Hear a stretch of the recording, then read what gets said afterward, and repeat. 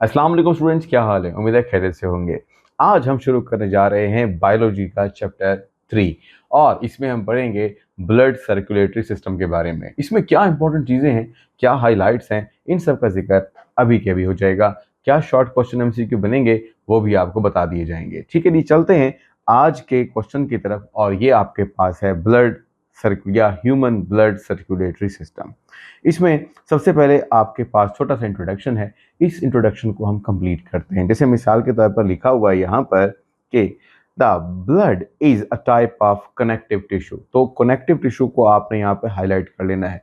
ये आपके पास एमसीक्यू बन जाएगा कि ब्लड कनेक्टिव, बेटा कई किस्म के टिश्यूज होते हैं, तो कनेक्टिव टिश्यू के एग्जाम्पल है, बोन भी इसकी एग्जाम्पल होती है। ठीक है, लिखता है it's main function is to transport material throughout the body, यानी पूरे जिस्म में ब्लड ही हरकत करता है। तो जब वो ब्लड हरकत करेगा तो जाहिर सी बात है पूरे जिस्म को खुराक मुहैया हो जाएगी।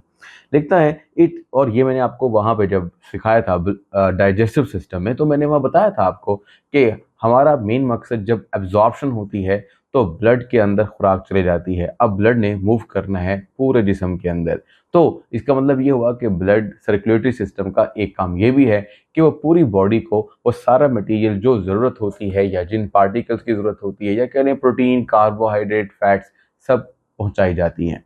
फिर लिखता है it carries important material to where they are needed, यानी जहाँ ज़रूरत है वहाँ पर पहुँचा दिया जाएगा। फिर लिखता है it transport oxygen from the lungs. अब it transport oxygen from the lungs to all body cells and carries carbon dioxide back to the lungs for removal। ठीक है ना। अब ये क्या बात है, यहाँ पर दो बातें की हैं। पहले मैंने बात की है डाइजेस्टिव सिस्टम की, अब मैं आपसे जो बात कर रहा हूँ वो मैं कर रहा हूँ किसकी? रेस्पिरेटरी सिस्टम की, जो हमारा अभी लास्ट खत्म हुआ है चैप्टर, उसका पार्ट था। उसमें हमने क्या सीखा था? हमने सीखा था कि जब लंग्स में हवा चली जाती है तो वहां से हवा में मौजूद ऑक्सीजन को ब्लड, यानी ऑक्सीजन ब्लड को दे दी जाती है और ब्लड से कार्बन डाइऑक्साइड वापस लंग्स को दे दी जाती है। तो यहाँ पर ब्लड का एक और इम्पोर्टेंट फंक्शन हुआ, वो ये कि यहाँ गैसेस जो ट्रांसपोर्ट है वो भी ब्लड के जरिए से होगा। तो पहले हमने फूड का जिक्र किया, फिर हमने गैसेस का जिक्र किया। Blood also delivers nutrients from the digestive system the cells, ये वाली बात हो चुकी है। हॉर्मोन्स फ्रॉम द ग्लैंड्स, ये एक और भी इंपॉर्टेंट बात आ रही है। वो क्या है? हमारी बॉडी में डिफरेंट ग्लैंड्स हैं। ये ग्लैंड्स क्या करते हैं? ये कुछ सिक्रीशंस पैदा करते हैं जिनको हार्मोन कहते हैं, और वो हार्मोन हमें पूरी बॉडी में लेके जाने होते हैं। जैसे सपोज कीजिए, मैं आपके लिए एग्जांपल के तौर पर बताता हूँ इंसुलिन, ठीक है, या ग्लूकागॉन। ये ऐसे हार्मोन हैं जो ब्लड में जाते हैं और फिर ब्लड से होते हुए पूरी बॉडी तक या पूरी बॉडी में जहाँ टारगेट्स होते हैं वहाँ पर ये पहुँचते हैं। आगे लिखता है टारगेट्स का मतलब जहाँ पे हार्मोन ने काम करना है। फिर लिखता है and waste products from the cells to kidneys for excretion. और इसी के साथ साथ क्या होगा, जब बॉडी में वेस्ट बन जाता है, यानी जब मेटाबॉलिज्म का प्रोसेस कंप्लीट होता है, तो जिसमें यूजफुल सब्सटेंसेस होते हैं वो तो सेल रख लेता है या सेल कंज्यूम कर लेता है या सेल बिल्डिंग ब्लॉक्स बना लेता है, लेकिन जो मटेरियल बच जाता है वो वेस्ट होता है और उस वेस्ट को जिस्म से बाहर निकालना ज़रूरी है। तो जिस्म से बाहर निकालने के लिए भी वो वेस्ट पहले ब्लड को दिया जाता है। ठीक है, फिर ब्लड किडनी से गुजरता है और किडनी से जो हमारे पास नाइट्रोजनस वेस्ट हैं जैसे कि यूरिया है, वो फिर किडनी के थ्रू बिल आखिर यूरेथ्रा और जिस्म से बाहर खारिज किया जाता है। इसके बारे में भी हम तफसील से पढ़ेंगे, लेकिन फिलहाल अभी आपको बेसिकली 3 हिस्से समझ में आए हैं। वो तरीका ये है, देखो सपोज कीजिए हम यहाँ पे एक शॉर्ट क्वेश्चन बनाते हैं, शॉर्ट क्वेश्चन नंबर 1, और हम कहते हैं what is the function of the blood. तो इसके फंक्शन ऑफ द ब्लड में हमने ये वाली बात कही है कि नंबर 1 हम कह सकते हैं कि ये ऑक्सीजन कैरी करते हैं, ठीक है, लंग्स को देकर आते हैं या लंग्स के जरिए से ब्लड को देकर आते हैं और ब्लड से वापस लेकर आते हैं कार्बन डाइऑक्साइड। ठीक है, तो वहाँ पे ब्लड का किरदार है। इस तरह हमने जिक्र किया हार्मोन जो है वो मूव करते हैं। हमने जिक्र किया कि डाइजेस्टिव सेल से न्यूट्रिएंट्स मूव करते हैं, और फिर हमने एक और बात भी पढ़ी कि एक्सक्रीटरी मटेरियल भी ब्लड के ज़रिए से ट्रांसपोर्ट किया जाता है। तो इसका सबसे इंपॉर्टेंट चीज़ ब्लड की वो है transport of minerals, transport of oxygen and carbon dioxide या कह लें गैसेस, फिर ट्रांसपोर्ट ऑफ हार्मोन्स, और फिर बिल आखिर में आप कह सकते हो ट्रांसपोर्ट ऑफ वेस्ट। ठीक है, तो ये सब चीज़ें आपने यहाँ पर करनी है। अच्छा भाई, तो शॉर्ट क्वेश्चन भी हुआ, छोटे से एमसीक्यूज भी हो गए। ये जो मैंने आपको बताया ना कि जैसे ट्रांसपोर्ट किस किस की हो सकती है, तो वो कह सकता है blood, oxygen, hormone, all of these. तो ये एमसीक्यू बन जाएगा ऐसे करके। वरना अगर सिंपल क्वेश्चन आ रहे थे what is the function of the blood circulatory system, तो आप कहेंगे ये 4 बेसिक फंक्शन है, ठीक है, जो अभी हमने डिस्कस किए। अब वो कहता है नेक्स्ट के अंदर about 50% of the blood is composed of fluid portion called plasma. तो इसका मतलब है कि आपके पास एक और डेफिनेशन आ रही है, और वो डेफिनेशन यही है कि अबाउट 50% ब्लड ऑफ, ये एक एमसीक्यू भी है 50%, और जहां लिखा है इज कॉल्ड या कॉल्ड प्लाज्मा, ये आपका शॉर्ट क्वेश्चन भी है। तो हम यहाँ पर बना रहे हैं एमसीक्यू और short question. Short question number 2 हम यहाँ पे डाल रहे हैं। कोई पूछता है कौन सा क्वेश्चन है, तो आपने सोचना है डिफाइन प्लाज्मा। तो प्लाज्मा को डिफाइन किया गया है। वाइल द 45%, जो बाकी 45% of the blood is made up of cells और cell like bodies, the adult human has about 5 litres blood in the body. अब इस सवाल को, इस क्वेश्चन को एक तरीके से और भी हम समझ सकते हैं, और वो क्या है, वो ये है कि आप तसव्वुर कर लो कि वो पूछ रहा है what is the composition of the blood. तो आपने कंपोजिशन बतानी है, कंपोजिशन ऑफ द ब्लड। तो ये क्वेश्चन भी पूछा जा सकता है। तो फिर इसमें आपने जितना हमने यानी यहां से हाईलाइट किया है, ये सारा लिख दीजिएगा, और आपका composition of the blood complete हो जाएगा, ठीक है। फिर इसके बाद मजीद आगे चलते हैं। अब वो कहता है कि देखो अगर इसको विजुअली देखा जाए, विजुअली का मतलब है कि आपको नजर आना चाहिए। वो क्या, देखो सपोज कीजिए हम यहाँ से फ्रेश ब्लड लेते हैं, ये आपके पास फ्रेश ब्लड है। अब यहाँ क्या हुआ, जब हम इसको डिवाइड करें, इसको कंपोजिशन से गुजारें, सम टाइम हमारे पास ऐसी प्रोटीन्स भी होती हैं, या कह लें ऐसे केमिकल्स होते हैं जो कि ब्लड सेल्स को कोआगुलेट कर लेते हैं, यानी करीब ले आते हैं, उनको इकट्ठा कर देते हैं, ठीक है। तो ये समझ लीजिए कि हमने ब्लड सेल देखा, और ये ब्लड सेल्स के अलावा प्लाज्मा है। तो अब आपके जहन में आया कि यहाँ सेल्स भी हैं और प्लाज्मा भी है। फिर ब्लड सेल की कुछ टाइप्स हैं, वो कौन सी टाइप्स हैं, और प्लाज्मा की कंपोजिशन है वो कौन सी, ये भी हम डिस्कस करते हैं। तो प्लाज्मा को देखो, अब प्लाज्मा में ये आ रहा है कि प्लाज्मा 91% वाटर है। ये आपके सारे के सारे बेटा एमसीक्यू है। मैं फिलहाल यहाँ पर एक काम करता हूँ, लिख देता हूँ आपको, ये एमसीक्यूज हैं, ठीक है। चाहे वो पूछे कि हमारे प्लाज्मा में कितना परसेंट वाटर है, तो आपने कहना 91%, और प्रोटीन कितना है 8%, और इसके अलावा कुछ चीज़ें हैं यस, तो वो 1%। तो ये इसमें काफ़ी, इसमें गैसेस कंपोनेंट्स हो सकते हैं, इसमें वेस्ट कंपोनेंट्स हो सकते हैं, ठीक है, अदर्स के अंदर। और फिर उसके बाद आते हैं सेल्स के बारे में। अब सेल्स में क्या बात है, तो सेल या सेल की तरह के जो बॉडीज होते हैं, जैसे कि हमारी बॉडी में 3 किस्म के सेल्स ज़्यादा माने जाते हैं, जैसे कि red blood cell, white blood cell, और तीसरा प्लेटलेट्स। अब प्लेटलेट्स पूरे सेल नहीं होते, इसलिए इनको सेल लाइक कहा जाता है। तो इसलिए मुख्तलिफ बुक्स में, छोटी किताबों के अंदर इन प्लेटलेट्स को सेल्स के तौर पर लिया जाता है, लेकिन जैसे हम बड़ी क्लासेस में जाते हैं तो हम कहते हैं कि ये सेल लाइक हैं। तो इसके अंदर क्या चीज़ आ रही है, वो कहते हैं वाइट ब्लड सेल्स हैं, प्लेटलेट्स हैं, ठीक है, और रेड ब्लड सेल्स हैं। अब यहाँ पर भी आप एमसीक्यू बना सकते हो, क्योंकि सर एमसीक्यू कैसे, देखो एमसीक्यू उसी तरह ही बनेगा। नंबर 1 कि कितने परसेंट प्लेटलेट्स और वाइट ब्लड सेल हैं, तो 0.9%, ठीक है, और कितने परसेंट रेड ब्लड सेल हैं, तो बकिया जो बच गया 99% रेड ब्लड सेल्स हैं। तो रेड ब्लड सेल्स की तादाद काफ़ी ज़्यादा होती है, ये आपने समझना है। इसके बाद बेटा हम चलते हैं आगे, और एक एक करके सबको पढ़ते हैं। जो आपने ऊपर विजुअली देखा है, इसी चीज़ को आपने डिस्कस भी करना है। तो कैसे डिस्कस करोगे, कहता है blood plasma. Blood plasma is a liquid portion of the blood. तो अगर यहाँ पे हम शॉर्ट क्वेश्चन बना लें, देखें कैसे, शॉर्ट क्वेश्चन, ठीक है। शॉर्ट क्वेश्चन नंबर बन जाएगा ऑलमोस्ट 3। तो पूछ सकता है what is the blood plasma, what is its composition, and where the blood plasma found. इस तरह के डिफरेंट क्वेश्चंस जो हैं वो यहाँ पर बोले जा सकते हैं।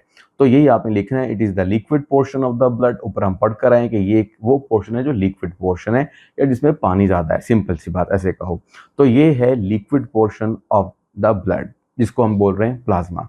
कहता है is composed of 90 to 92% of water. ये हम ऊपर भी कर चुके हैं बात कि ये 91% क्या है, वाटर है। तो यहाँ पे वो आपकी बुक में अब इशू ये आ जाएगा, जो कि बुक को नहीं करना चाहिए था। अगर वो एग्जैक्ट पूछे तो आपने ये जवाब देना है, अगर वो रेंज पूछे तो फिर आपने ये जवाब देना है। यानी 91 से एक ऊपर 92, और 90 से एक नीचे कितना हुआ, यानी 91 से एक नीचे तो क्या हुआ 90। तो 90 to 92 एक रेंज है, और अगर एग्जैक्ट पूछा जाए तो आपने 91 आंसर करना है वाटर, जबकि बाकी 7 to 9% ऑफ प्रोटीन है इसके अंदर और 1% जो है वो मुख्तलिफ सब्सटेंसेस हो सकते हैं।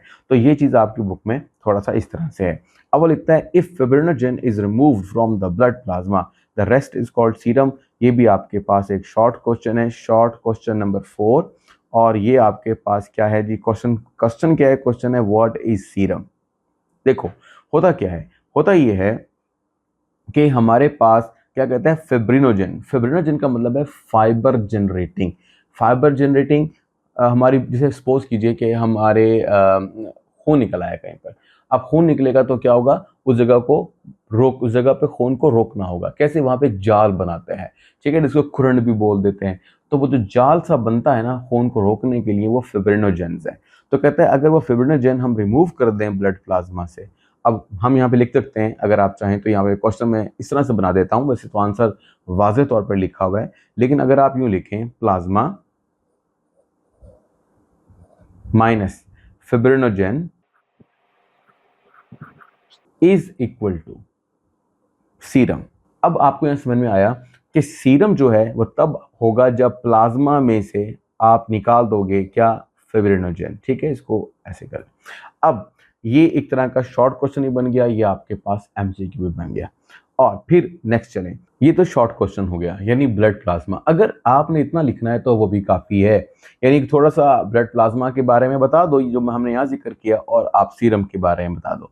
लेकिन अगर आप थोड़ा सा इजाफी लिखना चाहते हैं तो ऐसा कीजिएगा, इसको हाईलाइट कर दें, प्रोटीन, सॉल्ट्स, न्यूट्रिएंट्स, ठीक है ना, वेस्ट, हार्मोन्स, बस ये लिख दें, यानी हेडिंग्स को लिख दें, जस्ट अंदर ना एक्सप्लेन करें, तो भी आपका ये थोड़ा सा वर्दी क्वेश्चन बन जाएगा, अच्छा शॉर्ट क्वेश्चन बन जाएगा। बाकी अगर आप एक्सप्लेनेशन चाहते हैं तो वो तो मैं आपको दूंगा कि इसमें प्रोटीन क्या है, सॉल्ट्स क्या है, तो जिक्र करते हैं।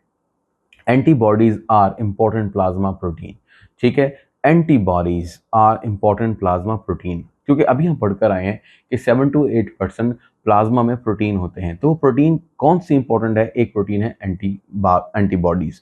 एंटीबॉडीज क्या करती हैं बेटा, हमें मुदाफ़त देती हैं जरासीम से लड़ने के लिए, यानी कि हम जब इससे लड़ते हैं या कह लो हम बीमारी के खिलाफ खड़े होते हैं तो ये हमारी हेल्प करती हैं। Antibodies defend the body against the pathogens, यानी पैथोजन के खिलाफ मुकाबला होता है। पैथोजन मतलब वो जो जरासीम है, या वो कह लीजिए वो फॉरेन फॉरेन कहते हैं बाहर से आने वाले वो पार्टिकल है जो हमारी बॉडी में कुछ टॉक्सिन्स प्रोड्यूस कर सकते हैं, कुछ हार्मफुल चीज़ें बना सकते हैं, तो उन्हें कहते हैं पैथोजेंस। फिब्रिनोजेन, अभी एक आपके पास और आ रहा है, fibrinogen is also a plasma protein. अब दो प्रोटीन हो गई, एक एंटीबॉडीज, दूसरा fibrinogen. It is responsible for the blood clotting, ये हमने पहले से पढ़ लिया था, यही चीज़ मैंने आपको एज अ एमसीक्यू भी बतानी है। ठीक है, तो आपको कोई पूछ लेता है कि फिब्रिनोजेन क्या होता है, तो आप कहेंगे ये एक क्लॉटिंग प्रोटीन है। If the there is a hurt, there is a wound, कोई जख्म हो जाता है आपके पास, तो क्या करते हैं, to stop the blood from the wound, उस वोंड से ब्लड को रोकने के लिए फिब्रिनोजेन मेक अ नेटवर्क, वहाँ पे एक नेटवर्क बनता है, और फिर क्या होता है उसमें सेल्स फंस जाते हैं और आहिस्ता आहिस्ता वो चीज़ सख्त खुरंड की तरह बन जाती है। खुरंड को उतारना नहीं चाहिए क्योंकि उसके नीचे क्या हो रही होती है, बाकायदा तौर पर एक प्रिपरेशन हो रही होती है, यानी समझ लें एक ऐसा तरीका अख्तियार होता है उसके नीचे जिसके ज़रिए से नई खाल बनती है। तो अगर आप खुरंड बार बार उतार देंगे तो खुरंड पहले बनेगा फिर खाल बनेगी, इस तरह प्रोसेस लंबा हो जाएगा और ज़ख्म देर से भरेंगे। अच्छा, खुरंड खुद ही उतर जाता है आपके नहाते धोते चलते फिरते, जब नीचे बिल्कुल सही हो जाता है, स्किन आ जाती है। एल्ब्यूमिन, लो भाई एक और, albumin is a plasma protein which maintains the osmotic pressure of the blood, यानी ब्लड के अंदर पानी का जो प्रेशर है, या कह लें पानी की जितनी मिकदार होनी चाहिए उतनी मिकदार को वो कंट्रोल करता है। अब अगर हम इसको थोड़ा हाईलाइट कर लें बेटा तो ज़्यादा अच्छा समझ में आ जाएगा, यानी एक एंटीबॉडीज, दूसरा फिब्रिनोजेन, तीसरा एल्ब्यूमिन, ठीक है, और बस। तो ये आपके पास तीन प्रोटीन का जिक्र आ गया। तीनों प्रोटीन आपने अच्छी तरीके से याद कर लेनी है, ठीक है। ये आपके, हम यहाँ पे हाईलाइट कर लेते हैं इसको कि ये एमसीक्यूज हैं। भाई एमसीक्यूज किस तरह के हैं कि कितनी कौन सी प्रोटीन है हमारे पास, तो बता देनी है आपने, ये प्रोटीन है, फिब्रिनोजेन है, एल्ब्यूमिन है, वगैरह वगैरह। अब salts, the important plasma proteins are made up of sodium chloride and by, अब सॉल्ट्स कौन से हैं इसके अंदर, आयंस कौन से हैं, तो आपने कहना है, तो salts are made up of sodium, sodium chloride हम खाते हैं ना, तो उसको अंदर जाके आयन में तब्दील हो जाता है और सोडियम आयन और क्लोराइड आयन बनाते हैं। तो वही लिखा है sodium ion, chloride ion and bicarbonate ions. ये वो आयन्स हैं जो ज़्यादातर हमारी बॉडी में आपको मिलेंगे, ठीक है। इसके अलावा भी हो सकते हैं, बट हम जो हैं वो थोड़ा सा इख्तिसार से लिख रहे हैं, बुक नहीं है तो सॉरी, तो आपको डॉक्टर ही बनाना, हमने सारी इन्फॉर्मेशन नहीं दे रहे हैं, लेकिन जितनी इन्फॉर्मेशन दे रहे हैं उसको अच्छी तरह से याद कर लें, काफ़ी रहेगा। In addition there are little amount of calcium, magnesium, देखो उसने लिखा बाद में कि हमारे पास मजीद मकदार भी है, जैसे calcium, magnesium, copper, potassium and zinc. ये जी सॉल्ट्स की कहानी हुई। तो सोडियम आयन और क्लोराइड आयन सबसे ज़्यादा पाए जाने वाले हैं और बाकी कुछ मकदार में मजीद भी हैं। तो ये आपके पास एक तरह का, देखो ये अलग अलग से आपके पास शॉर्ट क्वेश्चन भी बन रहे हैं। अगर मैं इसको शॉर्ट क्वेश्चन के तौर पर लूँ तो भी ले सकते हैं। जैसे सपोज कीजिए शॉर्ट क्वेश्चन नंबर 3 ऊपर आया था, तो यहाँ पे लिख देते हैं short question number 4, short question number 5 और short question number 6।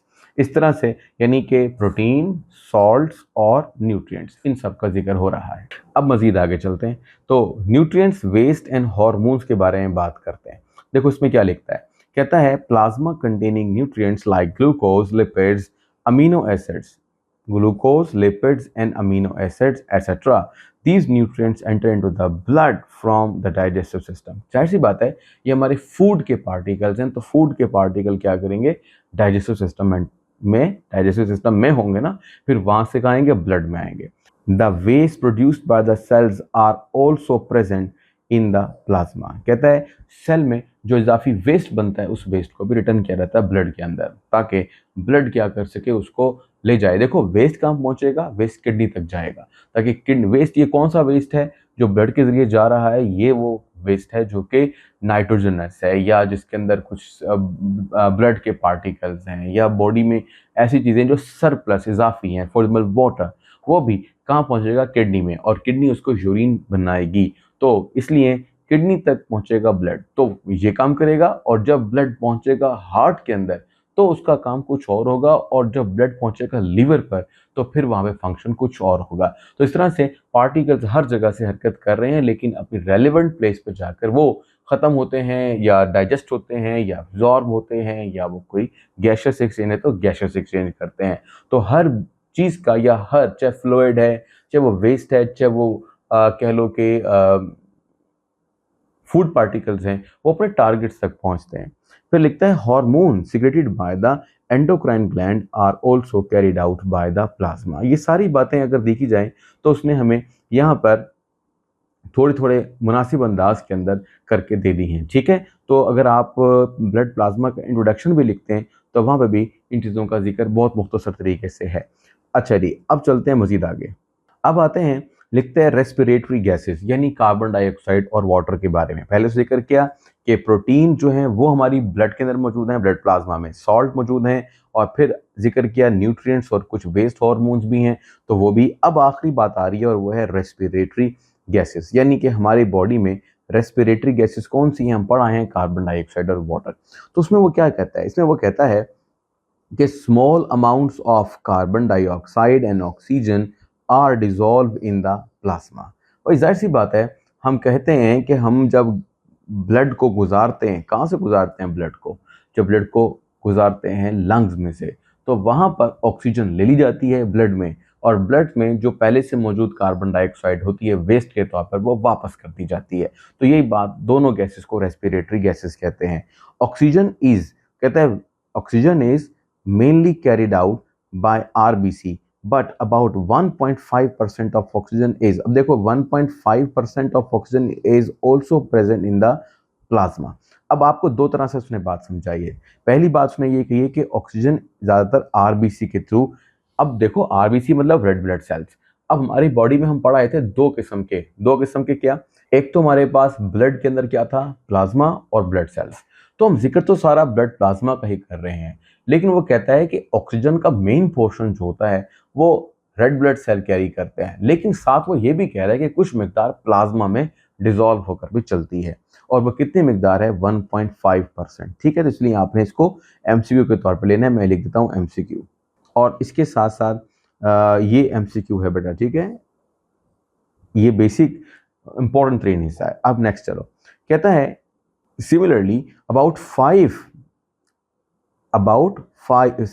to 7% of the carbon dioxide is carried out as dissolved plasma, mostly in the form of bicarbonate ions. यानी इसका मतलब ये हुआ कि हमारी बॉडी में जो कार्बन डाइऑक्साइड है वो कार्बोनेट्स की शक्ल में या बाइकार्बोनेट की शक्ल में चलती है। मैं आपको सिखा देता हूं, अगर आप इसको सीखना चाहें तो। आप तसव्वुर करें कि हमारी बॉडी में कार्बन डाइऑक्साइड पैदा हो रही है। अब कार्बन डाइऑक्साइड को हमने कहाँ डालना है? पानी में। पानी कहाँ है? प्लाज्मा में। मतलब आप प्लाज्मा में डाल रहे हो, क्योंकि उसने कहा डिसॉल्व फॉर्म। तो कार्बन डाइऑक्साइड की डिसॉल्व फॉर्म ये होती है H2CO3। इसे कहते हैं कार्बोनिक एसिड। ये एक वीक एसिड है, और जो वीक एसिड होते हैं वो कुछ इस तरह से आयोनाइज होते हैं। किस तरह से? देखो, उसके अंदर हाइड्रोजन आयन अलहदा, 2 हाइड्रोजन है ना, तो दूसरा हाइड्रोजन आप ले लेंगे HCO3 नेगेटिव। इसको बोलते हैं बाइकार्बोनेट आयन। तो हमारे ब्लड के प्लाज्मा में दोनों किस्म के आयन मौजूद होंगे। कौन कौन से? एक तो आपके पास बाइकार्बोनेट आयन, जिसके अंदर कार्बन डाइऑक्साइड मौजूद है, ठीक है, और ये आपके पास हाइड्रोजन आयन है। फिलहाल इसका जिक्र करने का कोई फायदा अभी नहीं है। तो ये बाइकार्बोनेट आयन। इसके बाद वापस चलो और इसको यहाँ पर आके एक एमसीक्यू जनरेट कर लो। भाई यहाँ पर एमसीक्यू कौन सा हमने बनाना है? वो यही है कि कार्बन डाइऑक्साइड जो होती है हमारी बॉडी के अंदर, वो प्लाज्मा में जो मौजूद है वो मोस्टली तौर पर बाइकार्बोनेट आयन की फॉर्म में हरकत करती है। तो ये आपके पास एक एमसीक्यू बन गया। अच्छा भाई, इसके बाद आते हैं, इसको ज़रा मुकम्मल एक तरफ देखते हैं। अब ये जो ब्लड प्लाज्मा है, ये हमारे पास एक लॉन्ग क्वेश्चन के तौर पे आएगा। ये चैप्टर हमारे पास एक लॉन्ग क्वेश्चन है। तो अब जितने हमने शॉर्ट क्वेश्चंस बनाए हैं, उन शॉर्ट क्वेश्चंस को एक तरफ मिला लो। मिलाने के बाद जो आपको मिलेगा वो क्या होगा? वो ब्लड प्लाज्मा का एक मुकम्मल टॉपिक होगा। तो मैं यहाँ पर लॉन्ग क्वेश्चन के तौर पर लॉन्ग क्वेश्चन नंबर 1 लिख रहा हूँ, ताकि आपको पता चल जाए सवाल क्या है। सवाल ये है, what is blood plasma, what is composition of blood plasma, how blood plasma is useful. किसी तरह भी सवाल आ जाए तो जवाब यहीं पर ही मौजूद है, सारा का सारा। इसके बाद यहाँ पर एक और भी कुछ आ रहा है, और वो है ब्लड सेल्स। अब ब्लड सेल्स को हमने थोड़ा सा डिस्कस किया था विजुअली तौर पर, जब हमने टेस्ट ट्यूब में देखा था। तो अब वो एक एक करके सारे सेल्स के बारे में बात कर रहा है। तो लिखता है, देखो दोनों चीज साइड लिखता है, यानी ब्लड सेल भी कहता है और सेल लाइक बॉडीज भी। अब ज़रा तफसील से बात होगी। रेड ब्लड सेल्स जिनको एरेथ्रोसाइट्स कहते हैं, मेरा ख्याल एक बुक हाईलाइट करना भूल गई है, आप इसको हाईलाइट कर लीजिएगा, ठीक है। Red blood sales, erythrocytes. और अगर आप चाहो तो इनको बेटा एक नंबर भी दो। जैसे मिसाल के तौर पर आप यहाँ दे सकते हो नंबर 1 यानी रेड ब्लड सेल्स, और नंबर 2 वाइट ब्लड सेल्स, ठीक है, और नंबर 3 पे आप लिखो सेल लाइक बॉडीज। और फिर हम इसके बाद एक एक करके इनको समझते हैं।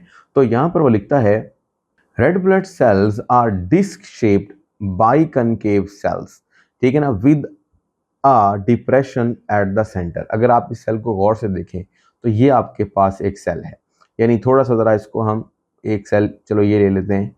अब इस सेल को ज़रा अगर हम देखें तो आपने ये समझना है कि ये इसका एक डिप्रेशन है, गढ़ा है। इसके अंदर आप उंगली मारो तो चली जाएगी, और ये एक साइड से नहीं है, ये दूसरी साइड से भी ऐसे ही है। तो जैसे एक समझ लो कि हमारे पास लेंस होता है, तो लेंस इस तरीके से होता है बाइकनकेव। तो इस तरह से दोनों तरफ से गढ़ा है, ये बाइकनकेव स्ट्रक्चर बन गया, सही है। और ये आपके पास रेड ब्लड सेल मुकम्मल तौर पर दिखाया गया है। तो इस तरह से बेशुमार रेड ब्लड सेल हमारी बॉडी के अंदर ट्रेवल कर रहे हैं। आपने इसको बनाना है तो आप इसको यूं बना लें। देखो, अगर आपको बनाना नहीं आता रेड ब्लड सेल, तो आप इसको यूं करके बनाओ। एक दफ़ा आप बना लो इस तरह से, ठीक है। अगर थोड़ा सा ज़्यादा अच्छा सर्कल बनाना चाहें तो ये सर्कल बना लें ऐसे करके, और फिर उसके बाद ऐसे कर दें। ये आपके पास क्या हो गया? बाइकनकेव्स, क्योंकि हम एक वक्त में एक ही साइड बना सकते हैं, ठीक है। बाकी थोड़ा सा अगर चाहो तो इसको ज़रा हाईलाइट कर लो, ऐसे ज़रा वर्थ दे लो उसको, इधर से भी इधर से भी। तो ये थोड़ा सा ज़रा रफ सा बन जाएगा, बट मोर 3D हो जाएगा। तो ये आपके पास रेड ब्लड सेल। अब वापस आओ, दे कंटेन हीमोग्लोबिन। अब हीमोग्लोबिन क्या है? हीमोग्लोबिन, हीम से मुराद होता है बेटा, बल्कि इसको हाईलाइट करो, और ये भी आपके पास एक शॉर्ट क्वेश्चन के तौर पर, ये एमसीक्यू के तौर पे आ जाएगा। They contain haemoglobin which turn bright red presence of the oxygen and dark red when deoxygenated. अब आपको समझ में आएगा हीमोग्लोबिन से मुराद एक ऐसा प्रोटीन है ब्लड के अंदर जिसके पास क्या है, ये कैपेसिटी है कि वो ऑक्सीजन को कैरी करे। तो यहाँ पर आपने एक बात नोट की कि अगर तो ऑक्सीजन कैरी की जा रही है, मतलब ब्लड में हीमोग्लोबिन के पास क्या है, ऑक्सीजन ज़्यादा है, तो ब्राइट रेड कलर ब्लड नज़र आएगा। और अगर क्या होगा, ऑक्सीजन कम और कार्बन डाइऑक्साइड ट्रैवल हो रही हो, तो कार्बन डाइऑक्साइड ट्रैवल होती है हीमोग्लोबिन के ज़रिए से, तो ये डार्क रेड कलर होगा। ठीक है, तो अगर आप अपनी वेन्स और आर्टरीज़ के अंदर अगर थोड़ा-सा मुशाहिदा करें, या आपने ऐसे शख्स को देखा हो जिसकी जो आर्टरीज़ होती हैं, आमतौर पे जो आपको ऊपर नज़र आती है ना हाथ के अंदर, ये आर्टरीज़ होती हैं। अगर इसको ज़रा रोशनी मार के ज़रा देखा जाए, तो आपको डार्क रेड कलर नज़र आएगा। ये डीऑक्सीजेनेटेड ब्लड की निशानी है। और अगर कोई बहुत ही साफ शक्ल का, या कह लें जिसकी स्किन बहुत थिन होती है और लाइट कलर होता है, तो हमें दूर से कुछ बारीक बारीक नज़र आती हैं वेसल्स भी चेहरे पे स्पेशली, तो वो ज़्यादा रेड होती हैं। तो वो ज़्यादा रेड होना ऑक्सीजनेटेड ब्लड की निशानी है। जो हमारी आर्टरीज होती हैं वो काफ़ी डीप होती हैं बॉडी के अंदर, इसलिए नज़र नहीं आती, और वेन ऊपर की जानिब पे होती हैं, तो वो सरफेस पे होने की वजह से हाथ पर इधर उधर नज़र आ सकती है। आगे लिखता है ब्राइट रेड, ठीक है, in the presence of oxygen. और दूसरी हमने बात की डार्क रेड जब in the absence of oxygen, ऐसे कह लीजिए। अब वो लिखता है it transport oxygen and little amount of carbon dioxide. अब इनके जरिए से क्या होगा, इनके जरिए से यही होने वाला है, देखो ऑक्सीजन ज़्यादा कैरी होती है जबकि कार्बन डाइऑक्साइड कम कैरी होती है। कार्बन डाइऑक्साइड ज़्यादा कैरी होती है प्लाज्मा के जरिए, ठीक है, जबकि रेड ब्लड सेल ज़्यादा कैरी होते हैं, या सॉरी ऑक्सीजन ज़्यादा ट्रैवल करती है रेड ब्लड सेल के जरिए और थोड़ी सी प्लाज्मा के अंदर। तो देर आर 4 टू, अब ये आपका एमसीक्यू आ रहा है, इस एमसीक्यू को अंडरलाइन कर लो, 4 to 5.5 billion red blood cells पर millimetre cube of the blood. यानी कि ये आपके पास एक ऐसा एमसीक्यू है जो बड़ा ही अहम रहेगा कि हमारी बॉडी में रेड ब्लड सेल की तादाद कितनी है। तो आपने यहाँ पर एज अ एमसीक्यू लेना है इस पॉइंट को, ठीक है। आगे लिखता है before and immediately after birth, जब बर्थ होती है, पैदाइश होती है इंसान की, RBCs are formed in the liver and spleen. तो शुरू में इंसान, देखो इंसान की रेड ब्लड सेल ज़्यादातर बनते हैं बोन मैरो में, हड्डी के गूदे में बनते हैं, लेकिन हम ये कहते हैं कि जब बच्चा पैदा होता है तो उस वक्त क्या होता है, ये जो लीवर है और स्प्लीन है, ये ब्लड बनाते हैं इन अडल्ट्स। लेकिन जब इंसान बड़ा हो जाता है, in adults they are formed in the red bone marrow of the short bones, जैसे कि स्टर्नम, रिब्स एंड वर्टिब्रेई। अब स्टर्नम कहाँ पे होती है, बिल्कुल यहाँ पर एक हड्डी होती है, यूं करके जाओ तो आगे के खत्म हो जाती है, तो ये स्टर्नम कहलाती है, और ये हमारे पास रिब्स हैं हमारी, ठीक है। तो रिब्स के बारे में भी आप जानते हैं, और स्टर्नम के बारे में भी, और वर्टिब्रेई मोहरे, ठीक है। तो वहां पर ज्यादा ब्लड बनता है जब हम बड़े हो जाते हैं। तो लिखता है ड्यूरिंग, ये आपके पास क्या आ गया, ये आपके पास भी एमसीक्यू आ गया, इसको भी बेटा एमसीक्यू के तौर पर लो, क्या तौर पर लेना है आपने, और साथ शॉर्ट क्वेश्चन भी इसमें ऐड करते हैं, where the red blood cells are formed, ठीक है। तो ये हम क्वेश्चन लगा लेते हैं यहाँ पर, शॉर्ट क्वेश्चन, ठीक है, और ये शॉर्ट क्वेश्चन नंबर बन जाएगा आपके पास तकरीबन 7। तो शॉर्ट क्वेश्चन नंबर 7 में क्या लिखेंगे, आप बताएंगे where the red blood cells are formed, where red blood cells are formed.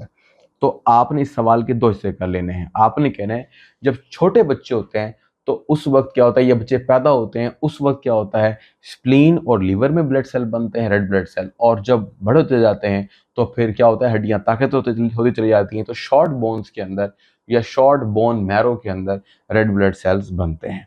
अच्छा, फिर उसके बाद लिखता है नेक्स्ट में, during the formation of an RBC, जब रेड ब्लड सेल्स बन जाते हैं, its nucleus and organelles are broken down. तो उस सेल, जब हम सेल, देखो जब सेल बन जाते हैं, ये सेल ज़्यादा अरसे तक नहीं रहते, बल्कि हर तकरीबन 120 डेज में या 3 महीनों के 4 महीनों के बाद क्या होगा, ये टूट जाते हैं। तो वो कहता है during formation of RBC its nucleus and organelles are broken down, the average life span, underline कर लो जैसे मैंने अभी बताया, 120 डेज होता है। तो ये आपने याद करना है, ठीक है। इसको यहाँ पर MCQ के तौर पर ले लें, तो यहाँ यूँ भी आ सकता है, वो age of, what is the age of, या एज ऑफ RBC कितने हैं, 120 डेज।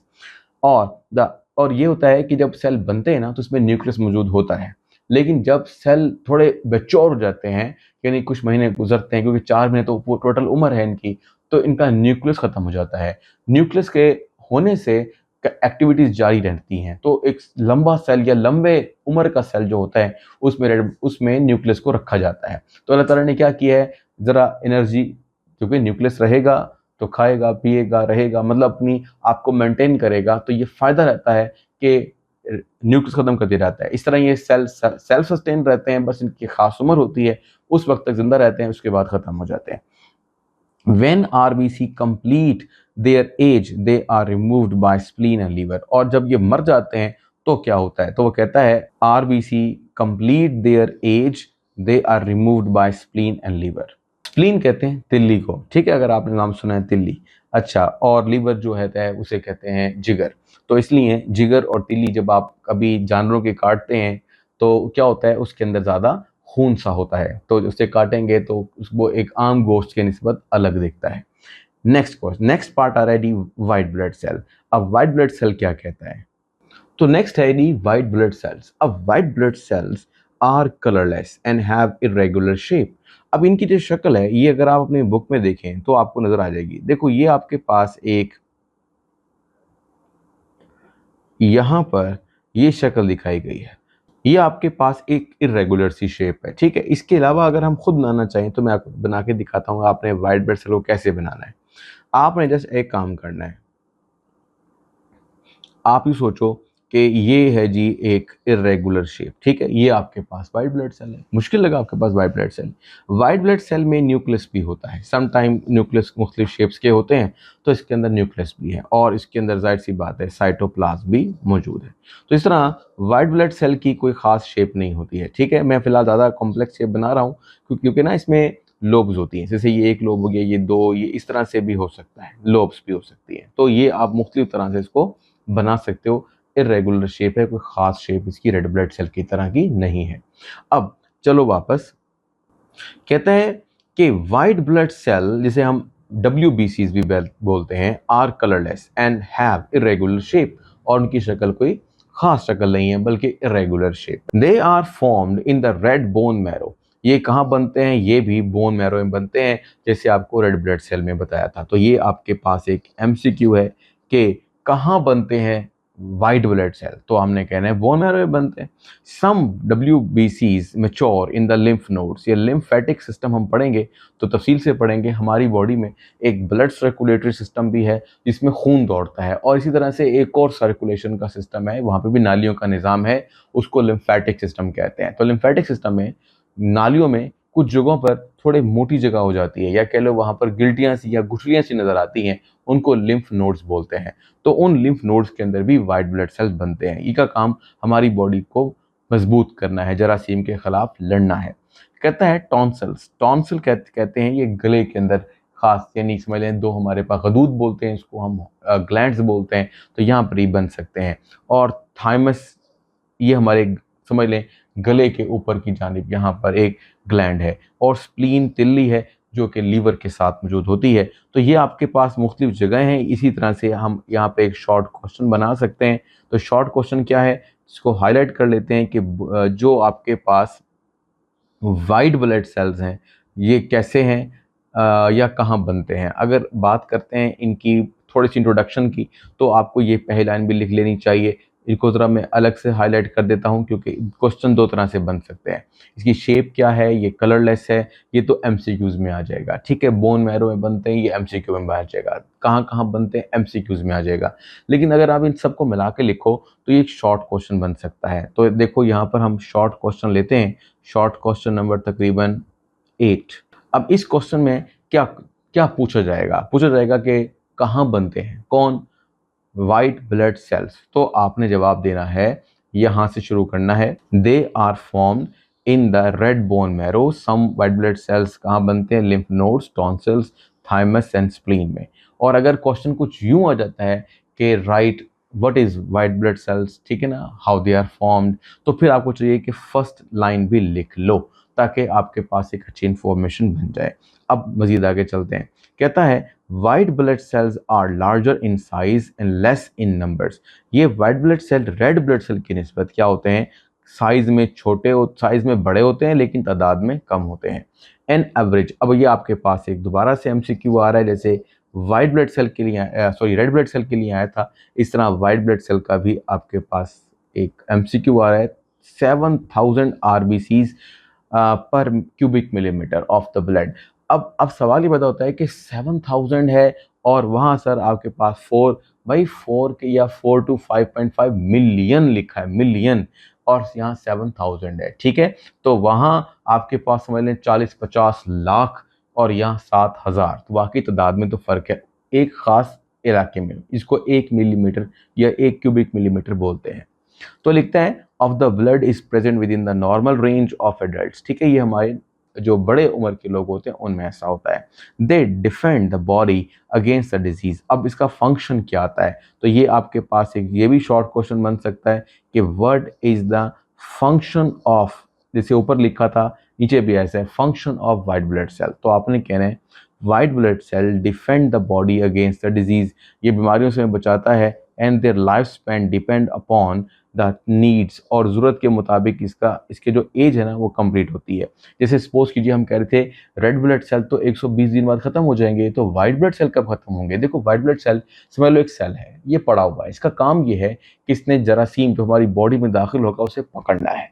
अगर तो ये हुआ कि जरासीम आया ही नहीं तो वाइट ब्लड सेल पड़ा रहेगा, इसकी एज लंबी हो जाएगी। लेकिन अगर एक जरासीम आ जाता है और ये उसको पकड़ के क्या बन जाता है, ये पीप बन जाता है, हमारी बॉडी में डिफरेंट जगहों पर पीप की शक्ल में बाहर आ जाता है, या फिर और तरीके से लिम्फ नोड पे जाके उसको रख देता है। यानी आप ये समझो कि जब तक इसका काम कंप्लीट नहीं होगा ये पड़ा रहेगा, बॉडी में जिंदा रहेगा, और जैसे इसका काम हो जाएगा, ये अपना काम कर जाएगा, तो उसकी खत्म हो जाएगा, फिर नए वाइट ब्लड सेल बना लिए जाएंगे। अच्छा, इसके बाद there are several type of white blood cell. अब वाइट ब्लड सेल की काफ़ी सारी टाइप्स हैं, कुछ आपकी बुक में दी हुई हैं। जैसे मिसाल के तौर पर एक टाइप जो आपको दी है वो है ग्रैन्युलोसाइट्स। ये ऐसे वाइट ब्लड सेल हैं कि जिनके अंदर छोटे छोटे से दाने दाने दिखते हैं। अगर मैं थोड़ा सा यहाँ पर आपको दिखा दूँ, दाने ग्रैन्यूल्स को बोलते हैं। तो आप ये सोचो कि हमने ये वाइट ब्लड सेल बनाए थे, अगर हम इन वाइट ब्लड सेल के अंदर इस तरह से क्या कर दें, ग्रैन्यूल्स बना दें, दाने से बना दें इनके प्लाज्मा के अंदर, ठीक है, या कह लें इनके अंदर जो सेल प्लाज्मा होता है उसमें क्या होते हैं, दाने दाने होते हैं। तो ये जो दाने दाने होते हैं इन्हें कहते हैं ग्रैन्युलोसाइट्स। और जिनके अंदर ये दाने नहीं होते वो एक ग्रैन्युलोसाइट्स, जिनमें दाने नहीं हैं एक ग्रैन्युलोसाइट्स, जिनमें हैं वो ग्रैन्युलोसाइट्स हैं। जैसे अगर मैं दोबारा दाने बना दूँ ज़्यादा मतलब प्रोमिनेंट करके, तो ये अब ग्रेन्युलोसाइट हो गया, इसमें दाने नहीं हैं तो ये एक ग्रेन्युलोसाइट्स हो गया। अच्छा जी, साइट कहते हैं सेल को, तो जहाँ पे वर्ड आता है ना साइट, साइटोलॉजी, ठीक है, तो वो आप सेल से रिलेटेड लिया करें। अब यहाँ वो कहता है ग्रेन्युलोसाइट्स की कुछ एग्जाम्पल हैं जो आपने नोट कर लेनी है, और वो कौन कौन सी है। Number 1 neutrophils, eosinophils, basophils. ये सब वाइट ब्लड सेल हैं लेकिन सब में दाने होते हैं, तो ये ने कहा गया ग्रैन्युलोसाइट्स। इसके बाद आप दूसरी तरफ देखो ए ग्रैन्युलोसाइट्स, इनकी एग्जांपल कौन सी हैं, इनकी एग्जांपल में है मोनोसाइट्स, ठीक है, लिम्फोसाइट्स, मैक्रोफेजेस। तो ये आपने अब एक कंपैरिजन याद कर लिया कि यानी, और शॉर्ट क्वेश्चन हमने जनरेट कर लिया। शॉर्ट क्वेश्चन क्या है, पहले उसकी तरफ आते हैं। शॉर्ट क्वेश्चन कहता है, ये शॉर्ट क्वेश्चन नंबर तकरीबन 9, तो वो ये कहता है वह 10 होगा, ये 9 ये वाला है। तो वो कहता है कि शॉर्ट क्वेश्चन नंबर 10 में what is the difference between, ठीक है, फिलहाल मैं लिख रहा हूँ बिटवीन, तो आपको समझ जाएंगे डिफरेंस बिटवीन ग्रेन्युलोसाइट्स और एग्रेन्युलोसाइट्स। पहले तो आपने क्या करना है, इसकी डेफिनेशन दे देनी है। जैसे डेफिनेशन देते हैं, डेफिनेशन क्या है, डेफिनेशन कुछ यूं है ग्रेन्युलोसाइट्स की, these white blood cells have granules in the cytoplasm, ठीक है, ये इसकी डेफिनेशन है। और फिर दूसरी डेफिनेशन आपने देनी है एग्रेन्युलोसाइट्स की, दे हैव क्लियर साइटोप्लाज्म, इसमें कोई दाने नहीं है। उसके बाद आप इसके अंदर एग्जाम्पल लिख देंगे तो दो दो पॉइंट आ जाएंगे, एग्जाम्पल, पहले डेफिनेशन फिर एग्जाम्पल, फिर यहाँ भी डेफिनेशन और ये वाली एग्जाम्पल, ठीक है। तो मोनोसाइट्स, लिम्फोसाइट यहाँ पे भी लिखे हुए हैं, तो अगर आप यहाँ से भी लिख सकते हैं। ओके जी, फिर उसके बाद यहाँ पर आपने ये बात ही बतानी है कि जो आपके पास एक ग्रेन्युलोसाइट्स हैं उसकी दो बेसिक टाइप्स हैं, एक मोनोसाइट्स और एक लिम्फोसाइट्स, मोनोसाइट्स एंड लिम्फोसाइट्स, ठीक है। लेकिन जो मोनोसाइट हैं वो मैक्रोफेजेस के तौर पर आप समझ सकते हो। मतलब मोनोसाइट की फर्दर एग्जांपल जो है वो है मैक्रोफेज, ठीक है। विच एनगल्फ, मैक्रो मतलब बड़ा, फेज का मतलब खाने वाला। ये एक ऐसा बड़ा सेल है जो छोटे सेल को खा जाता है। जैसे मैंने भी अभी कहा था, ये जरासीम है, ये वाइट ब्लड सेल है। जरासीम छोटे हैं, तो ये जो खाने वाले हैं पकड़कर उन्हें कहते हैं मैक्रोफेजेस। तो इस तरह से, और जो कि लिम्फोसाइट्स हैं इनका ताल्लुक लिम्फ से है। मैंने पहले भी कहा है ये हमारा मुदाफ़ती निज़ाम, या आप ये कह लो कि इम्यूनिटी को बूस्ट करने वाला सिस्टम है।